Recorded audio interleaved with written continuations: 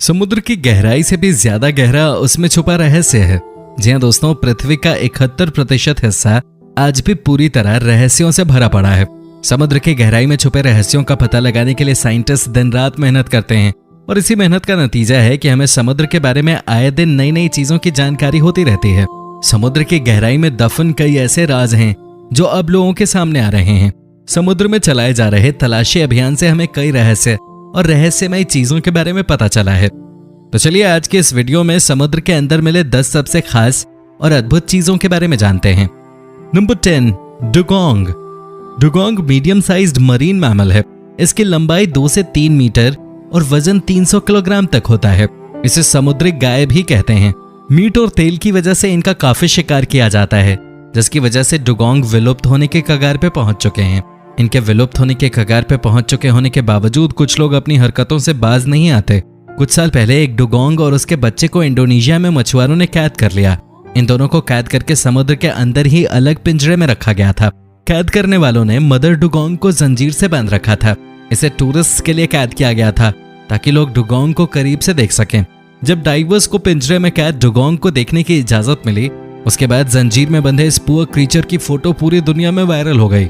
Photo Indonesia animal welfare तक पहुंची। उसके बाद मिनिस्टर ने मछुआरे की कैद से डुगोंग और उसके बच्चे को आजाद कराया। Number 9, train graveyard. समुद्र की गहराई में डूबा हुआ जहाज मिलना आम बात है, लेकिन अगर समुद्र में 90 फीट गहराई में ट्रेन के 2 इंजन मिलें तो फिर यह हैरान करने के साथ ही कई सवाल भी पैदा करता है। 1985 में न्यू जर्सी के समुद्र में पॉल हेल्पर ने 90 फीट की गहराई में ट्रेन के 2 इंजन का पता लगाया। डीप रिसर्च के बाद पॉल हेल्पर ने बताया कि दोनों स्टीम इंजन 222T मॉडल के हैं। इनका निर्माण लगभग 1850 में किया गया था। इंजन का वजन 15 टन था, जबकि उस समय इंजन का औसत वजन 35 टन हुआ करता था। आर्कियोलॉजिस्ट का कहना है कि ये दोनों इंजन निर्माण के कुछ समय बाद ही समुद्र में डूब गए, लेकिन ये समुद्र में डूबे कैसे, इस बात का जवाब किसी के पास नहीं है। कोई नहीं समझ पा रहा कि आखिर 15-15 टन के 2 इंजन समुद्र में डूबे कैसे। किसी भी हिस्टोरिकल डॉक्यूमेंट में इन दोनों इंजन का जिक्र नहीं है। Number 8, Silfra, the crack between 2 continents. 2 continents के बीच के बॉर्डर लाइन को मैप पे देखना तो काफी आसान है, लेकिन यही बॉर्डर लाइन समुद्र के अंदर देखने को मिल जाए तो फिर ये किसी सरप्राइज से कम नहीं है। आइसलैंड के थिंगवॉल्वटन लेक के टेक्टोनिक प्लेट्स में पड़ी लंबी दरार यूरोप और अमेरिका कॉन्टिनेंट्स को अलग करती है। सिल्फ्रा का दरार अर्थ सरफेस में पड़ी सबसे बड़ी दरारों में से एक है। डाइवर्स के लिए इसे एक टूरिस्ट प्लेस बनाया गया है। सिल्फ्रा की गहराई 60 मीटर तक है, लेकिन सेफ्टी को देखते हुए डाइवर्स को 18 मीटर तक ही जाने की इजाजत है। इस लेक के पानी का तापमान 2 डिग्री से 4 डिग्री सेल्सियस तक होता है।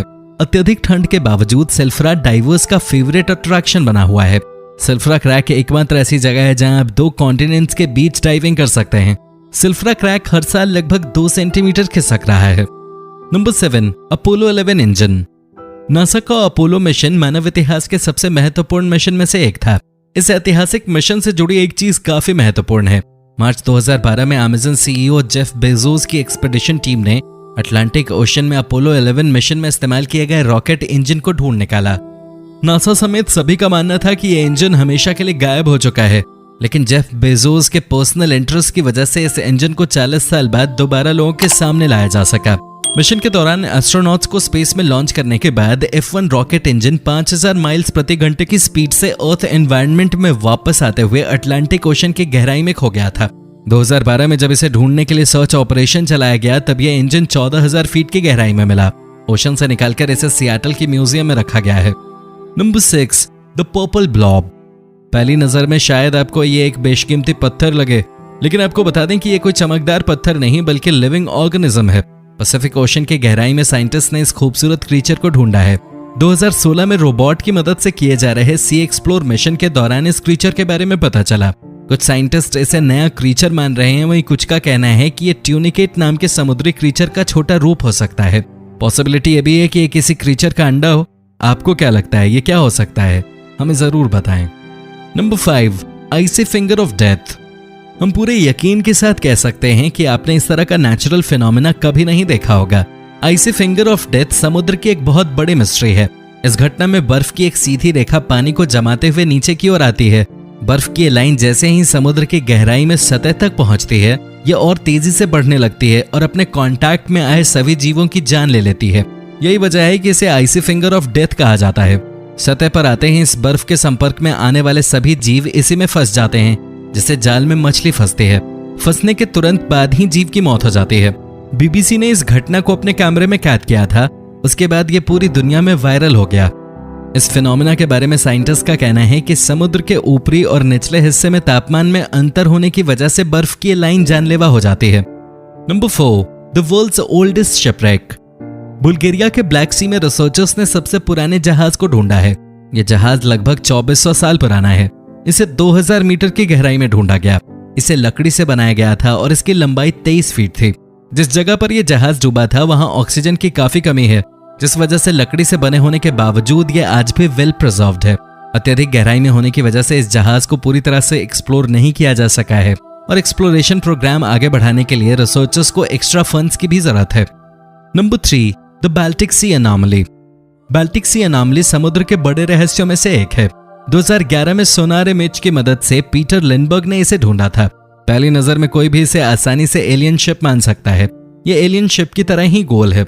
इस ऑब्जेक्ट का डायमीटर 200 फीट है। ये किसी भी एंगल से नेचुरल फॉर्मेशन नहीं लगता है, जिस वजह से लोग इसे एलियन शिप मानने लगे। सोनार इमेज मिलने के बाद जब दूसरी टीम इस ऑब्जेक्ट के बारे में पता लगाने गई तो इस ऑब्जेक्ट के पास पहुंचते ही इनके सभी इलेक्ट्रिकल डिवाइसेस ने काम करना बंद कर दिया। उन्हें फोटो और सैंपल के बिना ही वापस आना पड़ा। इस घटना के बाद इसे एलियन शिप मानने वालों के दावों को और बल मिला। हालांकि 2012 में ओशन एक्स की एक टीम उस मिस्टीरियस ऑब्जेक्ट तक पहुंचने में कामयाब रही। उस ऑब्जेक्ट से लिए गए सैंपल की जांच में ग्रेनाइट, नाइस और सैंडस्टोन पाया गया, जिससे ये बात साबित हो गई कि ये एक नेचुरल ऑब्जेक्ट ही है। साइंटिस्ट का कहना है कि ग्लेशियल और पोस्ट ग्लेशियल प्रोसेस की वजह से इसका आकार गोल हो गया। Number 2, SS Gairsoppa. Odyssey Marine Exploration company के लिए 1941 में डूबे एसएस गेरसोपा जहाज को ढूंढना किसी लॉटरी से कम नहीं था। चांदी से लदा हुआ ये मर्चेंट शिप 1941 में जर्मनी के हमले में डूब गया था। इस हमले में 85 लोगों की जान भी गई। डूबने के बाद 70 सालों तक इस जहाज का कोई सुराग नहीं मिला।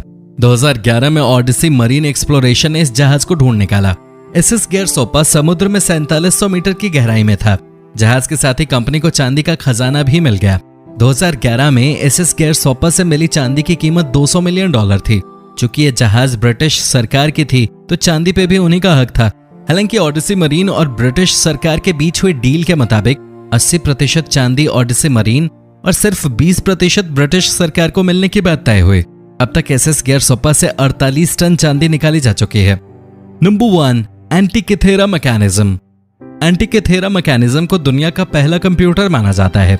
1901 में रिसर्चर्स ने समुद्र की गहराई में एक एंशिएंट शिप का पता लगाया। इस जहाज से कई प्राचीन चीजें मिली, लेकिन इन सभी में से लकड़ी के बॉक्स में रखे एक सामान ने सभी का ध्यान अपनी ओर खींचा। लाख कोशिशों के बावजूद कोई नहीं बता सका कि आखिर यह है क्या। 1971 में न्यूक्लियर फिजिसिस्ट चार्लम्पोस काराकालोस ने इस ऑब्जेक्ट के एक्सरे और गामा रे इमेज की स्टडी के बाद बताया कि एक कंप्यूटर है जिसे रोमन साइंटिस्ट ने बनाया था। इसका उपयोग एस्ट्रोनॉमिकल इवेंट्स को प्रेडिक्ट करने में किया जाता था। साइंटिस्ट का कहना है कि यह कंप्यूटर लगभग 1800 से 200 साल पुराना है। वीडियो कैसी लगी कमेंट में जरूर बताएं और चैनल को सब्सक्राइब करना न भूलें। धन्यवाद।